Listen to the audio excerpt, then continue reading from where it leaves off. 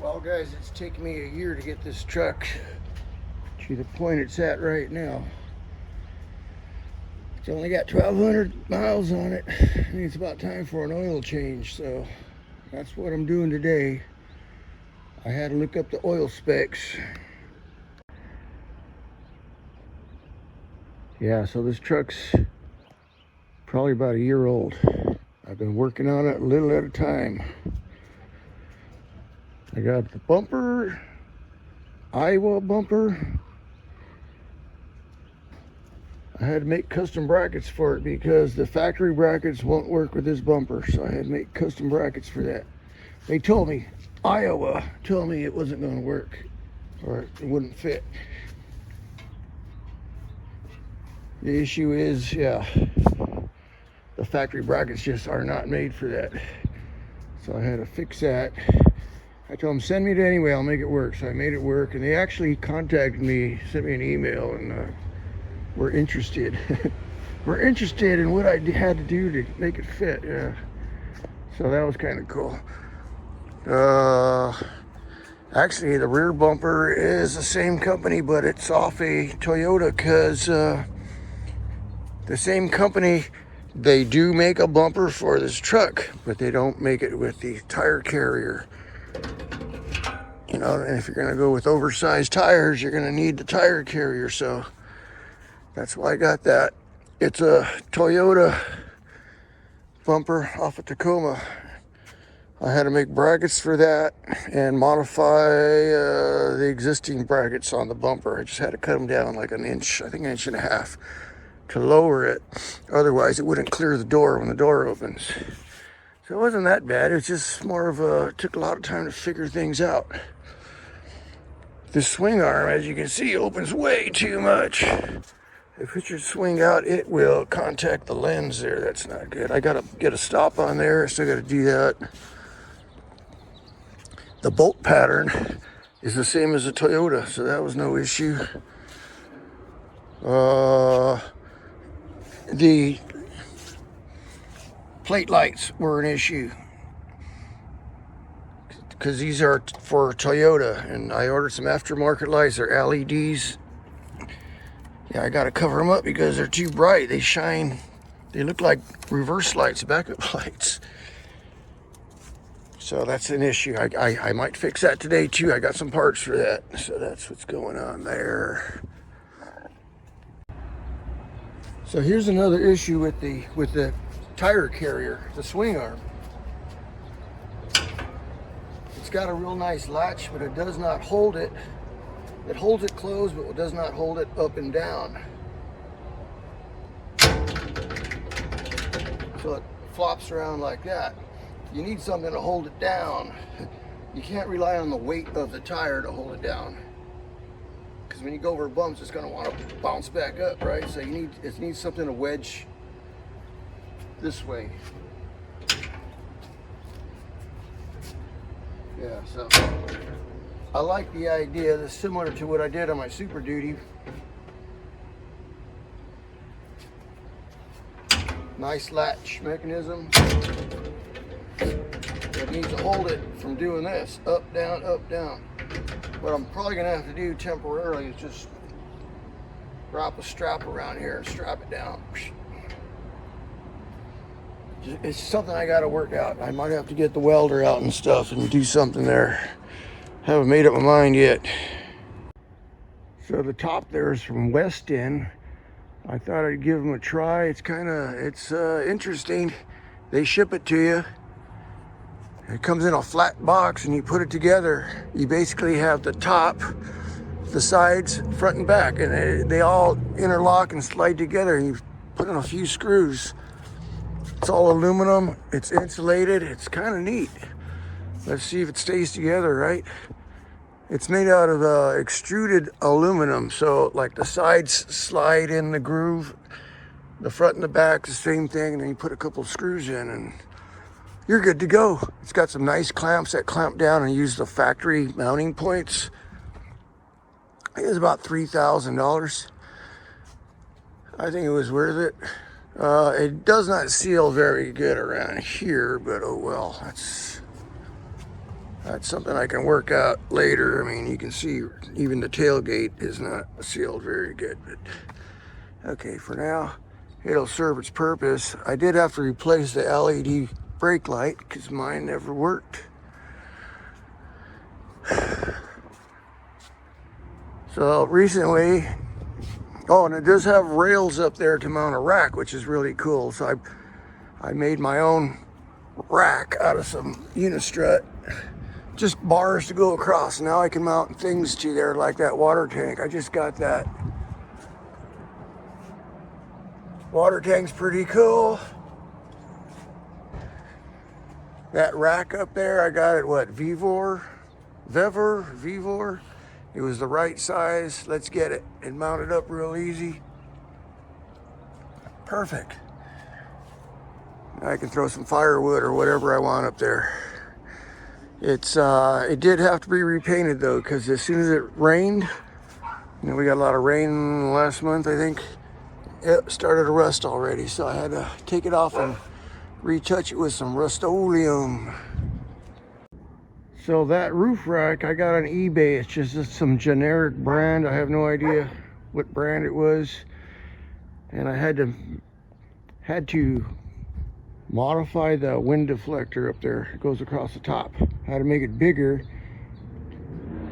to go over my solar panels. I got solar panels on top of that rack. So once I did that, I was like, I got plenty of room there to put 2 light bars. Let's put 2 light bars. The bottom one's like a utility floodlight. It's got amber and white, also flashes and all that stuff. And the top one is a driving light, and they're both by Ocbeam. Pretty good lights. This is probably my 3rd set of them. Not bad for the price. All right, and then I put some Renogy solar panels up on the roof. That's what the rack was for. Yeah. That's why I put the rack up there, just to hold the solar panels. So far, I think it's working out pretty good. So guys, I need to get a decent microphone for this iPhone, but on this side of the camper shell is where I'm going to put my electronics and my air compressor. It's on this side, not on the road side. You know, if you're parked on the highway, you don't want to be on that side of the vehicle, right? You want to be on this side of the vehicle where there's no traffic passing. So, yeah. So in here I made this shelf. You can't buy this shelf anywhere. I had to make it. It's a back with a bottom. And then I put a plywood backer in there so I can attach things and move them around if I need to, you know, with just some simple wood screws. But I got my charge controller for the solar panels, circuit breaker, fuse block, some switches. They're not hooked up to anything right now, but they're there. Switches, and there's some relays in there too, plus some outlets, 12-volt outlets. 1,000-watt inverter, and my old air compressor. That's Smitty built. I've had this since my Super Duty days. Super Duty, Tacoma, Colorado. It still works. Might be time for a new one, but recovery gear will probably go in here, maybe like a first aid kit, tire repair kit, stuff you want to get to right now and not dig through the truck looking for things. Oh man, where's it at, right? All right. So far, everything's working out great. So of course the neighbor's dog's gonna start barking now. So, what I had planned for this truck is a 6-inch lift kit from Rough Country. I was sold a kit. When I first bought this truck, it was like 800 bucks. I go, you know what, I'm gonna get that kit, and months later, right, I'll slowly install it, and tires and wheels and all that. Yeah, I got a great deal on the kit, but it turns out it don't fit this truck. When I tried to return it, they said, too late. They got like a 30-day return policy. So, yeah. So I've been hanging on to that kit, waiting for them to come out with a 2024 to 25 kit for this truck. February, they said. That's tomorrow? We'll see. I'll probably be ordering that kit Monday. We'll see what happens there. My old kit, I just got rid of it last night. Some guy drove all the way from San Diego. He had to get it last night. Can't you wait till Saturday? Oh no, I need it tonight. Because he's going to Tijuana or something Saturday. So you want to drive all the way over here Friday night? That's fine with me. So that's gone. He's going to put it on a 2-wheel drive Ranger. I told him I think it'll work. Shouldn't have any issue. So, okay, 6-inch lift kit coming, tires and wheels. That's another thing. This front bumper, I want to modify it. I want to put a bull bar. I want to put a bush guard on it. And originally I wanted the one from ARB, but ARB said nope. Sorry. The bull bar they have for this truck is only available in Australia, and it's made for the Australian Ranger. Does not meet the USA specs or something. I go, hey guy, I don't care, just send it to me, I'll make it work, right? And he said, no. Wonderful.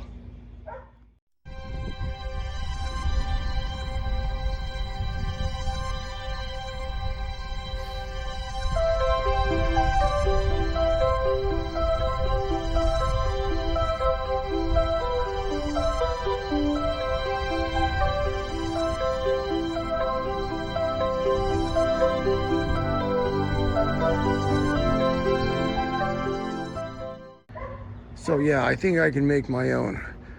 We're gonna base it off this bumper here. This bumper, if you look at it very carefully, it doesn't quite fit right. It needs to come out a little more. And like, it doesn't cover this. It's like, what's going on there? I actually moved it out about an inch. So that's why there's a little gap here, but I'm not too concerned about that. I'm more concerned about the ends, that this should be out maybe an inch. So this bumper comes in one box, and you have to assemble it. It's two sides, this side, that side, in the center. So I'm thinking, okay, we'll take it off, we'll take it back apart, and we'll just widen it right here. Take this strap off. It's bolted together inside, but also has this on the outside. We'll take this off. We'll add 1 inch in there. That'll make it an inch wider on each side, right? Okay, looking good. And then I would need some uprights, something probably like right here, come up, and maybe bend them back at an angle, so it kind of like, you know, it goes up and sweeps back just a little bit. And then the upper bar, yeah. The upper bar comes up over the lights, back down, and then ties into the bumper somehow. I can do that. I've built bumpers before. It just takes time, you know. These crash bar things gotta go, but for right now, that's good. It was just a fit. It's just to fit everything up. This took me a while to fit this. I had to cut the bumper. I had to cut this piece, the grill. I had to make the brackets. Yeah, these are the brackets I made right here, over there. I'm going to use the factory toe points right there, recovery points. Those are pretty heavy duty. We'll see what happens when I put the lift kit on the tires. See how everything works. I may have to cut these, I don't know. I doubt it. I know I had to cut the ARB bumper on my Toyota to fit the 35s. ARB says, oh, you're going to void the warranty. What kind of warranty do you give on a bumper, right? That it don't bend or don't rust? Had cut a couple inches on it to fit 35s on a Tacoma with a 2-inch lift kit. So that's about it. You know what? This truck really runs good. It's a fun to drive truck. So this truck has the 2.7 twin turbo EcoBoost. It really drives good. With a 10-speed transmission, it's always in the right gear. It wants to take off and go though. It's no fun driving around town in stop and go traffic. Got to get out in the open road and let this thing go. It wants to run. I mean, really, it's putting around town, it's just putting. But when you get out on the open road somewhere, it's a flyer. It takes off. I'm impressed with a little engine like that. My last Ranger had the 4.0 V6, and it was nothing compared to this. It's actually fun to drive. So what I'm gonna do today, I gotta go do some shopping. I gotta go buy oil for this car, for this truck that meets the Ford factory specs. There's a spec Ford puts on these oils, is WSS some. Mobil 1 meets that spec, so I'm gonna get the Mobil 1, either Wix or Mobil 1 filters. I was going to get the Pennzoil Platinum or Ultra Platinum, but it does not meet the Ford specs. I go, oh, I didn't know that. It's a 530, but it don't meet the Ford specs, so let's stick with the Ford specs, right? Mobil 1. The old car over there, it's a 20-year-old car now. It's a 2006. That needs an oil change. I use Mobil 1 in that one too, but not that specific. This one with the turbo, I'm going to try to keep it, you know, making everything meet factory specs. Except for the lift kit and everything, right? It's rock and roll. It's getting hot out here. It's going to be another 80-degree day. Now throw some shorts on, grab some cold ones.